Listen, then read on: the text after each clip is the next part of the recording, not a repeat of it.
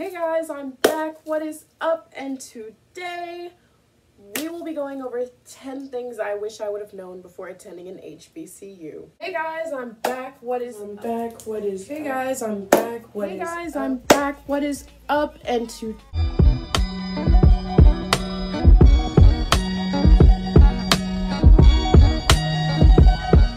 before I get into the video, this is different from where my makeup video was. I'm just a little further back in my room. I'm playing with different spots in my room. I mean, it's not very big, so there's not much I can play with for real. But I'm playing with different spots in my room to see where I like recording the best. Now, I probably should have done this video a little earlier in the day, but life, here we are.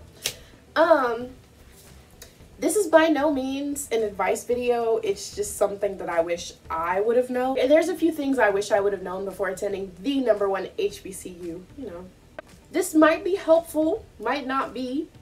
If it's not, don't quote me. If it is, give me my props. Anyways, #1, everybody knows everybody. Make connections, network, and be careful what you say, especially when you come in your freshman year, because I would really hate for your HBCU experience to be ruined over something stupid you did freshman year. Connections are important because when you graduate and you get out into the work field, you're going to want to have those people that you network with. And especially, I'm not even going to say especially anywhere. This is for everywhere you go. It's not always what you know, but a lot of the times it's who you know. Like, someone could be far more qualified than you for a job or for a position, and you might get the position because of who you know. You might know somebody on the inside. You might know the CEO of the company. Like, I really was grateful for like the LLC or the group or the org or whatever it was. I was really grateful for that, for being in it my freshman year, because I got to know a lot of people. I got to make a lot of connections. Joining organizations is also very helpful. Just make sure that you're networking and you're getting to know people, because you don't want to go through your entire college career or your entire college journey not talking to anyone, not knowing anyone, because it does make life more difficult. #2, this is for girls specifically, because I'm a girl. Don't focus on these nappy-headed. Don't focus solely on boys. I know specifically for me, I wasn't boy crazy in high school, so I'm just a little boy crazy when I first got here. They're not all that. After like, not even after your second boyfriend, after your first college boyfriend, you're gonna be like, you're still doing this at your big age in college. Like, it's just not worth it. I'm not gonna say all men or all boys or all dudes that you meet in college are just gonna want to sleep with you and touch you where you pee, but it's a good group of them. So just maybe keep it at friends, or at least is what I wish I would have done, because a lot of the BS I went through could have been avoided if I would have just minded my business. You should have just sat there and ate your food. I personally never did this. Don't be skipping class to go lay up with no little boy in your twin XL. #3, I know the first point was about like networking and making friends and saying everybody knows everybody, but make sure that you make friends in class. I don't sign everybody in I probably shouldn't put that in a video. I've made friends that I personally feel are going to be lifelong friends in my classes. I took personality psychology, and we made a whole little friend group in that class by simply staying every day after class and talking to each other. The entire semester was just 4 months of us staying after class every day, Mondays, Wednesdays, and Fridays, and we would talk for hours. It started with us talking for like, you know, an hour, 2 hours after class, and then somebody was like, hey, y'all want to go to the cafe, or y'all want to go to the hub and get something to eat? We'd do that, and then we started going to parties together, started hanging out, started doing sleepovers, and then through those friends, I got to meet other people that are just really cool people. And you never know if, you know, you have something come up, you can't come to class, or you're going to be late to class, and you need somebody in your class to sign you in. Like, don't go to class and just sit there in silence and don't talk to anybody. So obviously there's group chats for classes and group me's, and you get to talk on different you guys get to communicate in different ways, but people don't always respond in those group chats, and I like having 2 to 4 friends in all of my classes. And you're going to go through your college experience with these same people. Same classification, same major. You guys are going to see these same people every day, every other day, for the next 4 years, or however many semesters that you're going to be at your school. Number 4, get friendly with your dean. Honestly, all the admin people at your school, go ahead, get tight with them. Because there were several times I needed a professor to get it the hell together, and I had to email the dean. Now what I would do is email her first and be like, hey, I'm gonna CC you in this email because the professor ain't doing what she's supposed to do. Or I'll go to her office sometimes and be like, hey, this is going on with class, or like, how are you doing? Just make sure you're talking to them and getting to know them. Get tight with all your admin people, your dean, the chair of your department, the president of the school. Like, you're going to an HBCU. Let's be so 100% completely for real right now. You're going to need them at some point. Who are they going to help? The student they've never spoken to a day in their life, or the student who they're always talking to? Now, don't be a teacher's pet. Don't be badgering them and in their face all the time. But, you know, it takes you 2 seconds. I know where my dean's office was.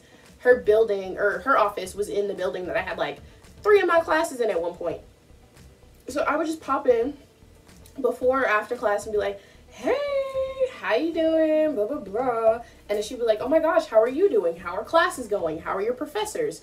Stuff like that. Number 5, please go to your school website, look at your updated degree audit and fill it out. Learn how to fill out your degree audit, because you don't want to be the semester of graduation and then people tell you you can't graduate. Shorty was just putting people in classes and now can't graduate. Not me. And then you're going to be looking slow when it's time to graduate, and they let you walk across that stage, but you don't have that degree in your hand. Number 6, abuse the absolute hell out of school resources. If they have a food pantry on campus and you know you ain't got no money, you ain't got no food stamps, go get food from the food pantry. Free tutoring, go get your free tutoring. They having a crowd boil, they having some type of free food giveaway on campus, go get some. They having some type of activity, karaoke, free bowling. Basically, if it's on your HBCU campus and it's free, take advantage of it. Go to the school counselor. You're paying to be there. Your parents are paying to be there. Take advantage of all the resources that you're spending thousands upon thousands of dollars on, please. Number 7, apply for food stamps. I feel like I don't even have to explain that. Number 8, stay on campus for as long as possible. I don't regret moving off campus, but I'm not even gonna say I wasn't advised to stay on campus. Several family members told me to just stay on campus, but from bad roommate experiences, I was like, I'm sick of living on campus. I want my own space. Let me just move into an apartment. And then I had a bad roommate experience in the apartment too. Like, look at the cost of housing, divide that by how many months are in a semester, and just really see if it's worth it. See if that equals your rent, or if your rent would be cheaper than housing. But even if rent is cheaper than housing, you have to consider the meal plan. Now that you're off campus, you don't have a meal plan. I mean, you can get like the commuter's meal plan or whatever, where you don't have to get the most expensive one. But are you going to be eating in the caf if you live off campus? Do you want to eat in the caf if you live off campus? These are all things to consider. How much gas money is it going to take you to get to and from campus every day? How many times a day are you going on campus? You go to campus, are you going to stay? Are you going to stay there for the day and then come home at the end of the day? Like, do you even have a car to be commuting from the apartment to campus? And I think that people don't think enough about these things when they decide that they're going to move into an apartment. It's just kind of like, oh, I'm moving into an apartment with my friends, gonna be so much fun, we're in college, we're lit, we're turned, and then you get to the apartment and you don't even like the people that you moved in with. No shade. Number 9, at HBCUs, or I'm not sure if this is at other colleges, but I know that freshmen, or if you don't have, well, I'm just gonna say freshmen, because if you don't have a certain amount of credits, you can't bring your car to campus, so you can't like register your car. I've gone 2 years in college without having a car, and I moved off campus sophomore year. So it's really not that bad. And it's even easier not having a car if you live on campus. Everything is walking distance. When I lived on campus, we would walk to the dollar store. We walked to Greenwise because it wasn't that far. I mean, it was far, but like, college students just be walking. Walking is no longer embarrassing when you're a college student because everybody walks, especially here because it's a college town. There are 2 major universities in this city. Everybody's walking at any given time. People with cars walk. We walk to the club. If don't nobody feel like being a designated driver, we park on campus and walk to the club. And you know, it's good to have a car, but if you can't afford one, or if you're in a position where you can't get a car, it's not that bad. It's honestly just not that deep. You're in college. What 18 to 21-year-olds you know can afford a car? A lot of people, I've come to find out, don't have parents that help them out, or they don't get like allowance, or like when they moved out they were basically cut off. So a lot of people have to work their way through school, or especially at HBCUs. I don't know if it's like a minority disparity thing with household income and all that, but I've noticed that, or at least in the people that I've spoken to, I don't know about other people, but I've noticed that a lot of the people that I talk to don't get help from their parents. So imagine you live off campus and you have a car. Now you have to pay for your car insurance, and rent on top of being a full-time student. Just don't feel bad if you don't have a car. You're going to get to and from somehow. Okay? It's just, if you gotta walk, cool. You gotta hitch a ride, cool. But I really wish I didn't stress myself out about not coming to college with a car, because it's just not that deep. Number 10. This is the most important thing that I'm going to say in this video. Stay on your school's financial aid, admissions, registrar. Don't call the office, go to the office. The office open at 8 o'clock, you need to be sitting in their lobby at 7:30, 7:45. Because financial aid will really try to play you. It's housing. Stay on them. You need to be on the main line every day, showing up to the office every day. You don't know your housing assignment and school starts in a week, you need to be at them people office. You ain't got your refund for spring and we going into the fall, you need to be at the people office. Matter of fact, bring a parent. Bring a parent, because it's all connected. Your money ain't looking right, you can't get no classes. Your classes ain't looking right, you can't get no housing. I done got mad thinking about it. And I will leave this video off. I'm gonna end this video with, everybody's college experience is different. There are similarities, you know, you might be having the same experience as this person for a season, for a time, but everybody's experience is different. Don't feel pressured to complete college in a certain amount of time. If you gotta take a break and come back, that's fine. You gotta take a couple semesters, that is fine. Don't let anybody shame you for doing college the way you want to do it, especially in an HBCU.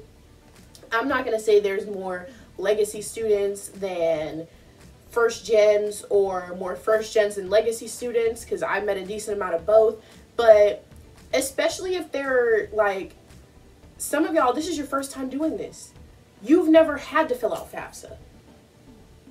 You've never been on a college tour. You've never had to do anything remotely involved with higher education, and it's stressful. Everybody's circumstances are different. There are students who don't have to worry about anything. Students who have their tuition paid in full by their parents, students who get allowance from their parents, students who don't have to work and can just solely be focused on being students. There are other people who have full-time jobs and are putting themselves through school, don't really get help from financial aid, and can't be a complete full-time student because they're working. There's so many different people from so many different walks of life, and it wouldn't be fair to you to compare yourself to other people. All it's going to do is stress you out. I hope you guys enjoyed the video. I hope you learned something from what I've learned over these last couple years at my HBCU. Don't forget to like, comment, and subscribe below. Maybe share some suggestions for videos you guys would like to see. And I'll see you guys next video. Bye!